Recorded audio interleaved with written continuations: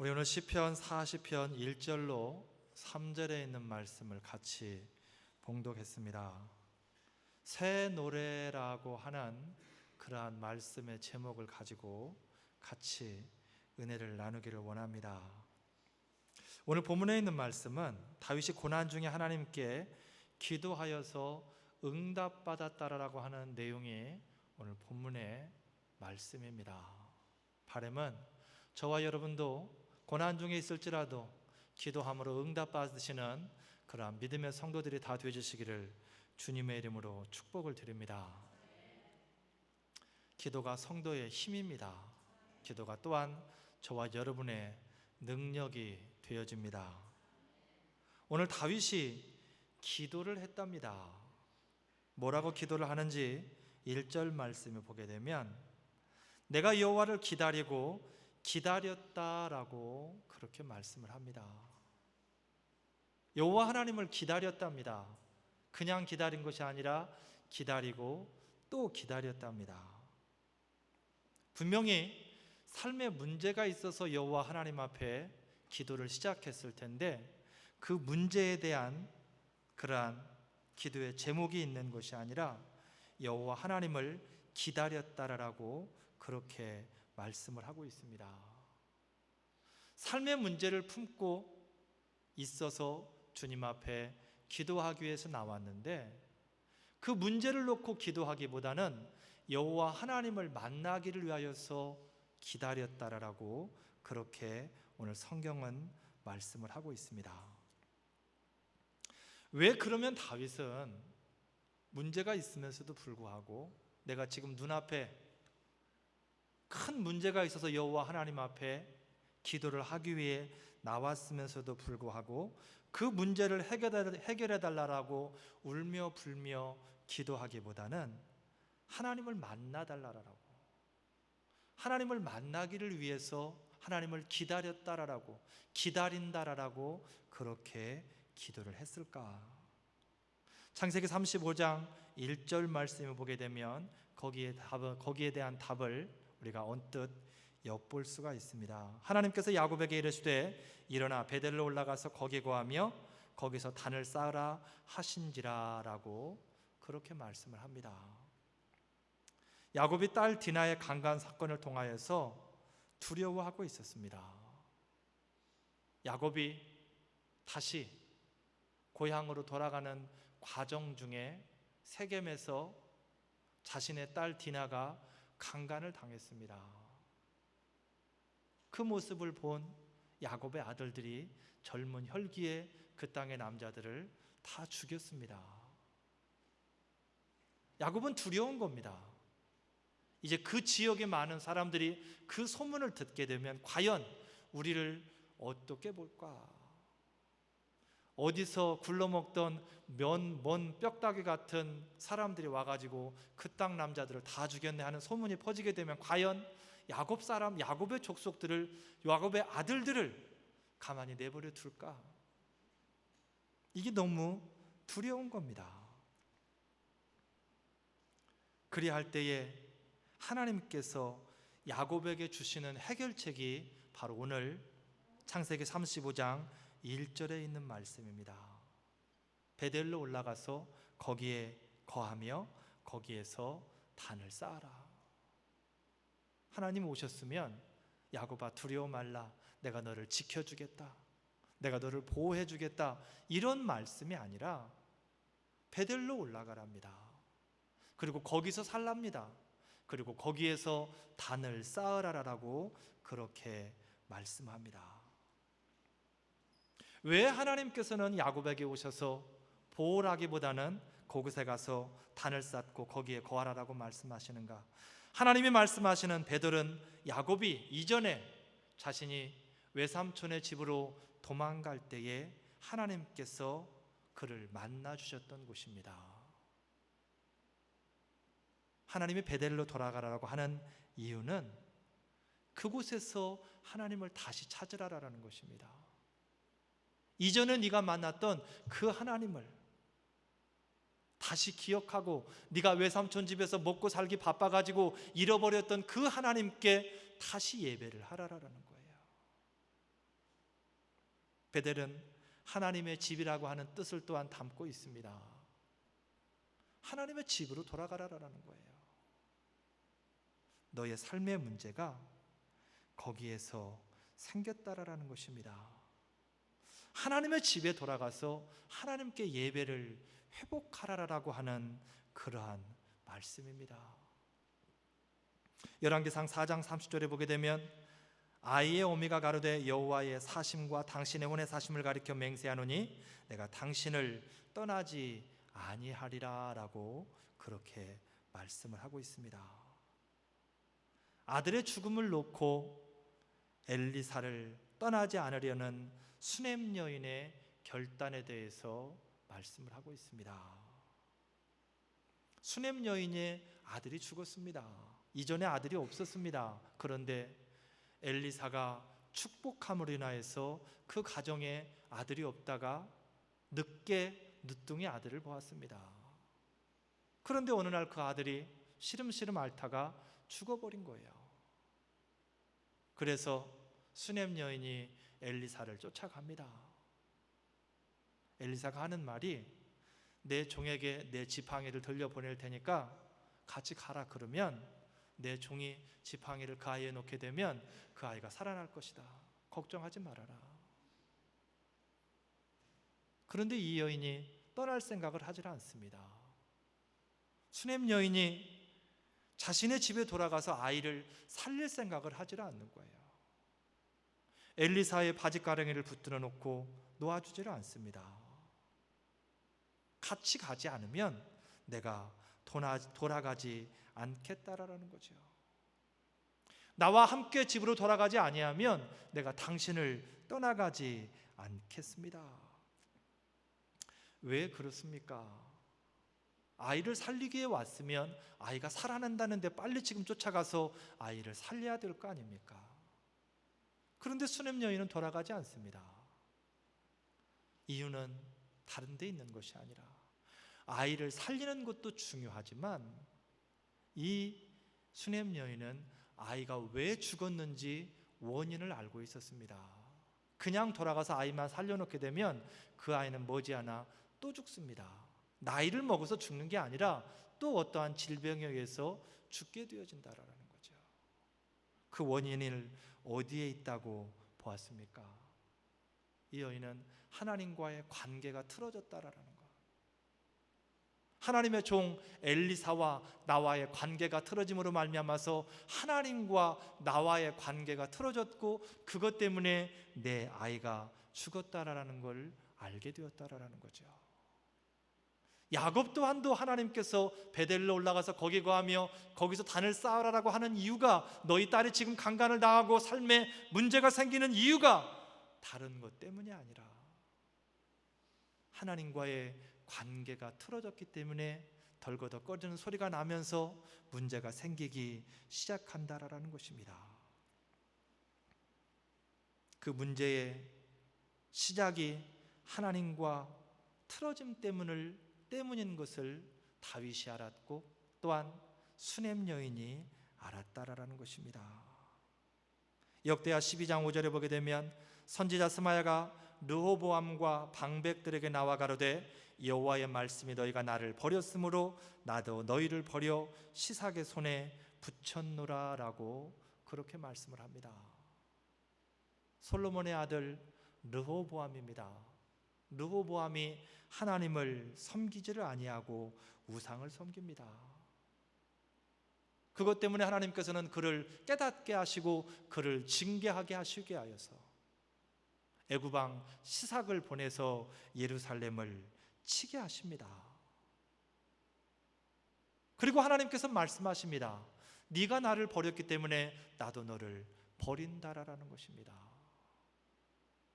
너와 나와의 관계가 틀어졌기 때문에 너와 삶의 관계 또한도 당연히 틀어지게 된다라고 하는 그러한 말씀입니다. 다윗은 이 사실을 알았습니다. 이 문제의 원인을 알았기 때문에 문제 해결을 위해서 기도하기보다는 하나님을 만나기를 위해서 기도하고 있는 것입니다. 문제 해결을 위해서 기도하면 당장에는 문제가 해결되어질 수 있을 것입니다. 그렇지만 머지않아서 그 문제는 또 터집니다. 왜? 하나님과의 관계가 틀어짐으로 말미암아서 생겼던 문제이기 때문에 그렇다라는 것입니다. 우리의 육신의 질병도 마찬가지입니다. 질병이 생겼을 때에 음식을 바꾸지 아니하고 삶의 패턴을 바꾸지 아니하고 약만 써서 병을 치료하게 되면 결국 머지않아서 그 사람은 또 똑같은 질병에 시달릴 수밖에는 없다라는 거예요. 그만큼 원인이 중요하다라는 것입니다. 삶이 실패하는 원인 중에 하나, 삶이 실패하는 중요한 원인 중에 하나가 제대로 된 원인 파악을 하지 아니하고 문제만을 해결하기 위해서 애쓰기 때문에 그렇다라는 것입니다. 바로 사탄의 영에 속아서 현실만을, 바로 눈에 보이는 것만을 보려 한다라는 것입니다. 눈에 보이는 것이 전부인 것 마냥, 그 문제만 해결되어지면 모든 문제가 해결되어지는 것 마냥 생각을 한다라는 것입니다. 마태복음 14장 30절에 보게 되면 바람을 보고 무서워 빠져가는 베드로에 대해서 말씀을 하고 있습니다. 환경이 너무 커 보입니다. 닥치는 문제가 자신을 집어삼킬 듯이 다가옵니다. 예수 그리스도가 거기서 계시는데 더 이상 베드로에게 예수 그리스도는 계시지 않습니다. 보이지 않고 계시지 않는다라는 거죠. 또한 누가복음 10장 22장 6절에 보게 되면 유다가 허락하고 예수를 무리가 없을 때에 넘겨줄 기회를 찾았더라라고 그렇게 말씀합니다. 3년을 유다는 예수님을 따라다녔습니다. 그런데 3년이 지난 지금 유다에게 있어서 커 보이는 것은 예수 그리스도가 아니라 돈이고 권력이었습니다. 그래서 미련 없이 대제사장들에게 예수 그리스도를 팔아버린 것입니다. 돈이 더 커 보이고 권력이 더 커 보였기 때문에 그렇다라는 것입니다. 성도의 삶 속에서 영적인 눈을 바로 떠야 되는 이유가 바로 여기에 있습니다. 육신의 눈에 보이는 것이 전부가 아니기 때문에 그렇습니다.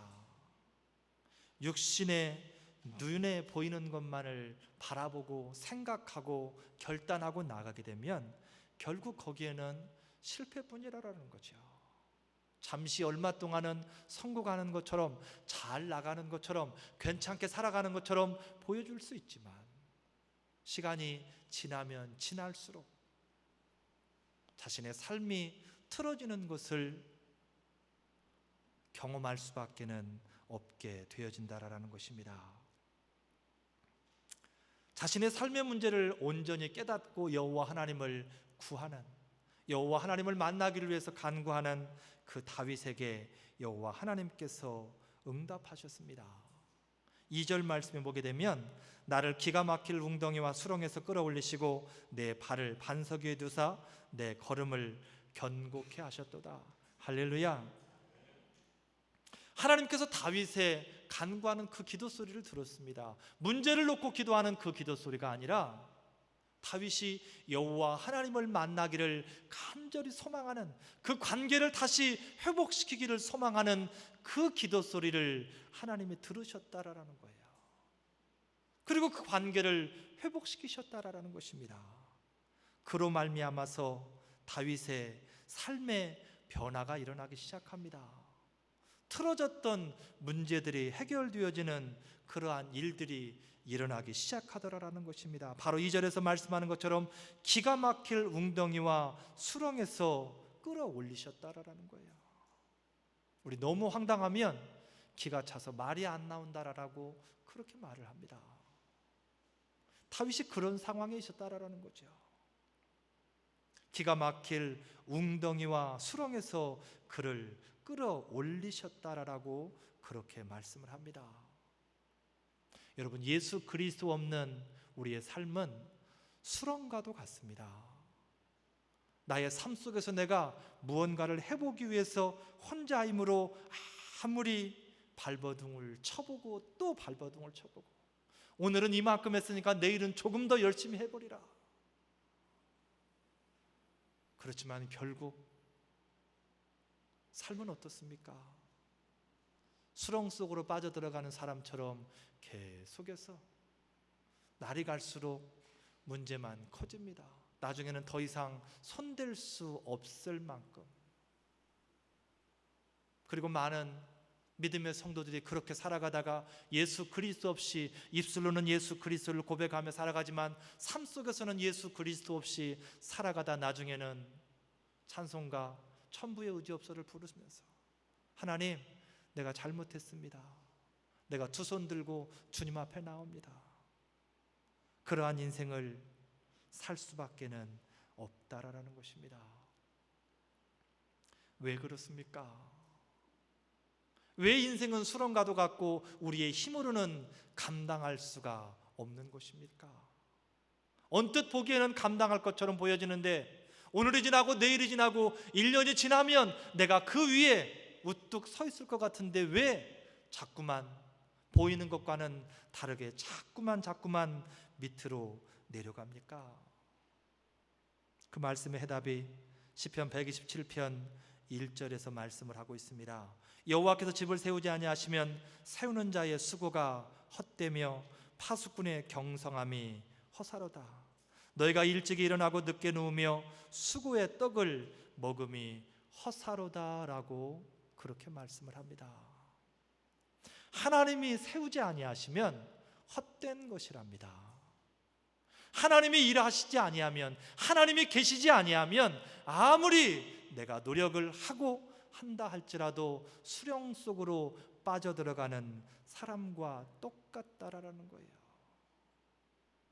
제가 언젠가도 말씀을 드렸습니다. 여러분, 수렁은 빠져나오려고 발버둥을 치면 칠수록 더 빨리 빠져들어갑니다. 제가 어렸을 때 시골에 살면서 경험한 바입니다. 그 속은 얼마나 싸늘한지 모릅니다. 바깥 날씨는 더운데 딱 빠져들어가면 들어갈수록 아래쪽에서부터 냉기가 올라옵니다. 그러면서 흔들수록 더 들어간다라는 거예요. 수렁에서 나오기 위해서는 누군가가 꼭 잡아주어야만 나올 수 있습니다. 빠지지 않은 사람이. 그래서 우리에게 예수 그리스도가 필요한 이유입니다. 이 땅에는 수렁에 빠지지 않은 사람이 아무도 없기 때문에 그렇습니다. 조금 더 들어가고 덜 들어가고의 차이뿐이지 수렁에 빠지지 않은 사람은 아무도 없다라는 거예요. 그러나 우리 예수님은 다릅니다. 우리 예수님은 우리를 우리의 삶의 수렁에서 끌어낼 수 있는 능력을 가지고 있는 분이 바로 예수 그리스도라고 하는 사실입니다. 예수 그리스도 안에서 온전한 삶을 살아가시기를 주님의 이름으로 축복을 드립니다. 예수 그리스도 안에서 저와 여러분의 하는 그 수고가 헛되지 않기를 주님의 이름으로 축복을 드립니다. 하나님께서는 믿음의 성도의 기도를 외면하시지 않으십니다. 예레미야가 3장 26절에 보게 되면 사람이 여호와의 구원을 바라고 잠잠히 기다림이 좋도다라고 그렇게 말씀을 합니다. 믿음은 바로 기다리는 것입니다.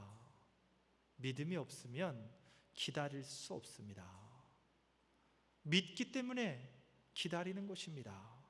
약속 장소에 나간 사람 또한도 상대방이 나올 것을 믿기 때문에 거기에서 기다리고 있는 것입니다. 믿음이 없다라면 단 한순간도 그곳에 머물 수 없습니다. 우리와 하나님과의 관계도 마찬가지입니다. 내가 하나님을 믿는다라는 것 무엇입니까? 기도하고 잠잠히 기다리는 겁니다. 인내함으로 여호와 하나님의 일하심을 기대하며 기다리는 것, 그게 바로 믿음이라는 거죠. 삶 속에 아무리 어려움이 있다 할지라도, 아무리 절망 가운데 있지라도, 그 절망 속에서 나를 끌어올리실 여호와 하나님이 나와 함께 하시며 때가 되어질 때에 하나님의 시간에 나를 그곳에서 끌어올리시고 나로 하여금 주와 동행하게 하실 것을 믿는 것, 그것을 믿기 때문에 우리가 기다릴 수 있다라는 거예요. 죽음과도 같은 그러한 칠흑과도 같은 어둠 속에서도 여호와 하나님을 기대하기 때문에 기다릴 수 있는 것, 그게 바로 믿음이라고 하는 것입니다. 그래서 오늘 예레미야에서는 여호와의 구원을 바라고 잠잠히 기다림이 좋다라고 그렇게 말씀을 하십니다. 예수 그리스도께서는 우리의 영혼만 구원하시는 것이 아니라 우리의 삶까지도, 우리의 육신까지도 구원하시는 능력을 가지신 분이십니다. 우리가 기도할 때에 응답의 열쇠는 예수 그리스도에게 있지 않습니다. 많은 사람들이 저조차도 응답의 열쇠가 예수 그리스도에게 있는 줄 알고 기도합니다. 그러나 이미 응답의 열쇠는 성도에게 주셨습니다. 저와 여러분이 가지고 있다라는 거예요. 오늘 성경에서도 보게 되면 3절에 보게 되면 새 노래 곧 우리 하나님께 올릴 찬송을 내 입에 두셨다라고 그렇게 말씀을 합니다. 새 노래가 무엇입니까? 말 그대로 새 노래 하게 되면 새로 작곡, 작사된 노래를 새 노래라고 합니다. 그런데 오늘 성경에서 말씀하는 새 노래는 그게 새 노래가 아닙니다. 여기서 말씀하는 새 노래는 내가 예수 그리스도를 체험하고 부르는 노래, 이전부터 알았던 찬양입니다. 이전부터 알았던 찬양인데 내가 하나님을 체험하고 나서 그 찬양을 보니까 그 가사가 너무 의뢰스럽습니다. 어쩌면 이렇게 가사 한 구절 한 구절을 아름답게 써놓았을까? 어쩌면 이렇게 가사 한 구절 한 구절이 나하고 똑같게 이렇게 써놨을까? 그리고 감동함으로 부르는 찬양, 그게 바로 새 노래입니다. 그게 바로 새 노래예요. 오래전에 북한에서 자신의 가족을 다 데리고 탈북을 해서 배를 타고 넘어온 김만철 씨라고 하는 분이 있습니다. 그분이 제가 사역하던 교회에 와서 간증을 했을 때 이야기입니다. 시편의 말씀을 들으면서 나중에 예수 그리스도를 믿고 나서 보니까 자기가 북쪽에서 배를 타고 오면서 겪었던 그 고난의 어려운 이야기들이 성경에 다 쓰여져 있더라라는 거예요. 자기하고 똑같이 거기에 쓰여져 있더라라는 거예요. 자신이 동력도 제대로 없는 배를 타고 북쪽에서 남쪽을 향해 몇 수십 킬로를, 수백 킬로를 그렇게 배를 타고 내려오면서 풍랑을 만나서 정말 똥물까지 다 기어나오면서 뱃속에서 구르던 그 내용이 시편에 써 있더라라는 거예요. 그러면서 간증을 이야기를 하더라고요. 본인이 체험한 겁니다. 그러니 그 성경 구절만 읽으면 감동이 되는 겁니다. 하나님이 나를 도우셔서 이곳까지 인도하셔서 나로 하여금 예수 믿게 하시고 이렇게 방방곡곡을 다니면서 하나님을 증거하시게 한다라고 하는 그러한 감동이 그의 삶 가운데 있을 거라는 거예요. 오늘 다윗에게 새 노래를 이미 입술에 두셨다라고 그렇게 말씀합니다. 그 말은 무슨 말입니까? 다윗이 예수 그리스도를 고백하기만 하면 이미 입술에 두신 찬송이, 그 고백을 통하여서 내가 체험한 예수 그리스도를 곡조 붙은 노래로 부를 수 있도록, 감동함을 부를 수 있도록 이미 다 허락하셨다라고 하는 것입니다. 바로 예수 그리스도는 성도의 삶에 이미 찬송을 주셨고 체험을 통하여서 새 노래를 부르게 하고 계십니다. 우리의 믿음이 새 노래를 부르게 합니다. 히브리서 11장 6절 말씀에 믿음이 없이는 기쁘시게 못한다라고 그렇게 말씀합니다. 하나님이 어제도 그렇고 오늘도 그렇고 어디를 가도 그렇고 와도 그렇고 늘 우리에게 요구하시는 게 있다라면 믿음입니다. 예수님이 늘 다니시면서 병자들이 나올 때마다 묻는 질문이 딱 하나입니다. 네가 이 일을 할 줄로 믿느냐? 믿음을 점검하신다라는 거예요. 그 믿음이 저와 여러분으로 하여금 새 노래를 부르게 하신다라는 것입니다. 그 믿음이 저와 여러분의 삶 가운데에 예수 그리스도의 향기가 나게 하신다라는 것입니다. 하나님과 성도의 만남은 필연적인 것이고 그 만남이 삶의 모든 문제를 회복시켜서 새 노래를 부르게 하십니다. 우리의 삶을 한번 돌이켜 보겠습니다. 나의 삶에 새 노래가 있습니까? 삶에 하나님과 만남이 있는가 그 말입니다. 열왕기상 18장 30절 말씀에 엘리야가 모든 백성에게 무너진 단을 수축하되라고 그렇게 말씀을 하고 있습니다. 여호와를 회복하라고 하는 엘리야를 통한 하나님의 말씀입니다. 삶의 문제들 속에서 하나님께서는 문제들만을 바라보지 말고 여호와 하나님을 바라보고 여호와를 회복하라라고 말씀합니다. 우리의 삶 속에 여호와를 회복함으로 말미암아서 하나님이 일하시고 또한 우리의 삶을 통하여 새 노래를 부르시는 그러한 삶이 되어지시기를 주님의 이름으로 축복을 드립니다. 찬송하라 하시며 내 입술을 열어주신 주 그 놀라운 솜씨 빛나는 영광을 늘 찬양합니다. 인생의 험한 골짜기 비바람 하나를 덮어도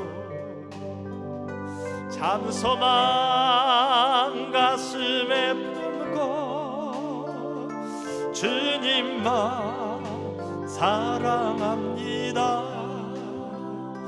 기도하라 하시며 내 영혼을 구원하신 주 이 부족한 믿음 뜨거운 눈물로 늘 회개합니다. 언제나 오시렵니까? 그 나라 너무 그리워 오늘도 십자가 앞에 주님만 기다립니다. 감사하라 시간 나의 삶을 채워주시는 자비로운 손길 놀라운 은혜를 늘 기뻐합니다. 오 주여 불러주소서 죄 많은 나의 이름을 낮은 맘으로 주님만 다루려. 우리 시간 들은 말씀 생각하며 같이 한 목소리로 한번 기도하겠습니다. 하나님, 나의 삶에 새 노래를 주시옵소서. 하나님, 예배가 회복되어지게 하여 주시옵소서. 예수 그리스도를 회복하게 하여 주시옵소서. 삶 가운데 여호와 하나님을 만나게 하여 주시옵소서. 회복되어진 삶을 통하여 내가 예수 그리스도를 삶 가운데 누리게 하시고, 일하시는 예수 그리스도를 말미암아서, 체험하게 하는 예수 그리스도를 말미암아서 내가 새 노래로 주님을 찬송하게 하여 주시옵소서. 내 입술에 두신 찬양이 하나님 앞에 향기 되어져 올라가게 하여 주시옵소서. 하나님 은혜를 더하여 주시옵소서. 감사하시며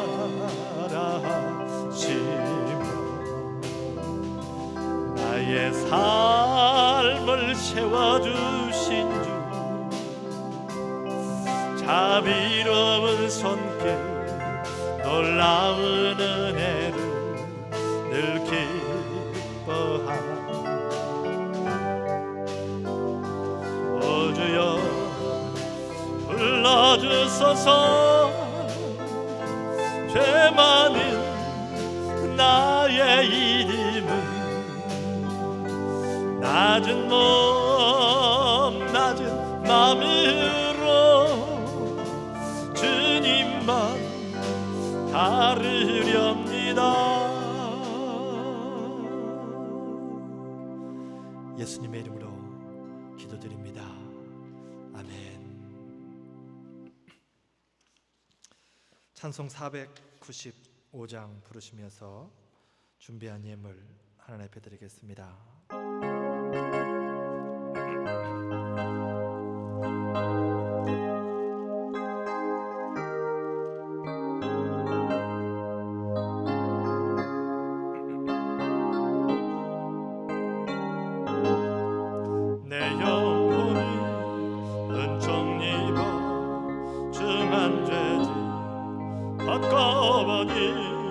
슬픔 많은 이 세상도 전국으로 바하도다.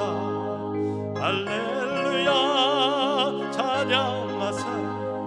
내 모든 죄 사함받고 주 예수와 동행하니 그 어디나 하늘나라.